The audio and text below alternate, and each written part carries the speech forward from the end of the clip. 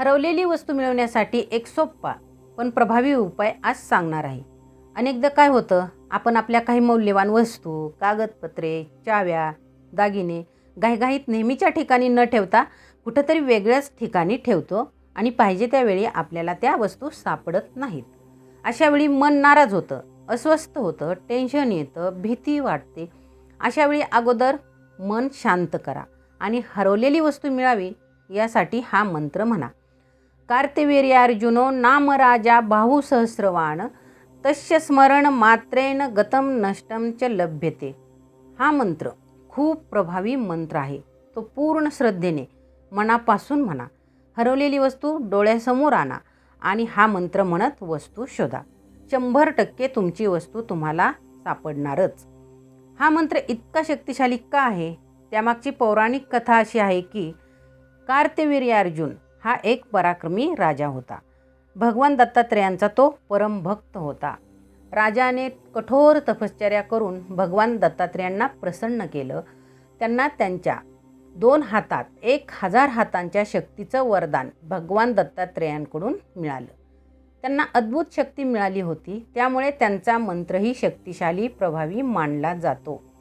हा मंत्र जर श्रद्धेने म्हटला तर प्रभावी ठरू शकतो आणि त्याचे परिणामसुद्धा लवकरच दिसू लागतात।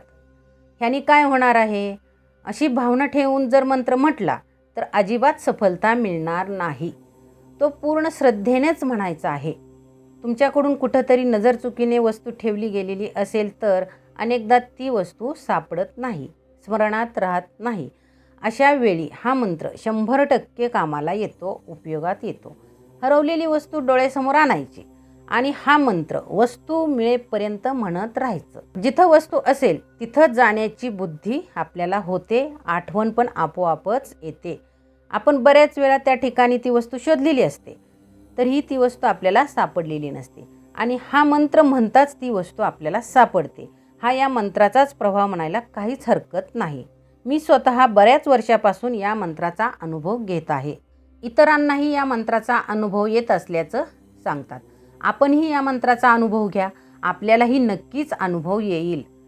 पण एखादी किमती वस्तू जर घराबाहेर पडली असेल आणि कुणी उचलून नेली असेल किंवा एखादी वस्तू चोरीला गेली असेल तर मग मात्र मिळणं थोडंसं जरा अवघडच आहे। पण प्रयत्न करायला काहीच हरकत नाही, यात नुकसान तर काहीच नाही।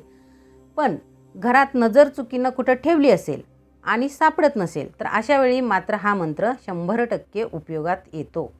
या मंत्राचा तुमचा अनुभव कमेंट करून जरूर सांगा। असेच नवनवीन व्हिडिओ पाहण्यासाठी आपल्या चॅनलला सबस्क्राईब करून शेजारचं बेल बटन प्रेस करा, म्हणजे आपल्या नवीन व्हिडिओचं नोटिफिकेशन तुम्हाला मिळेल। धन्यवाद।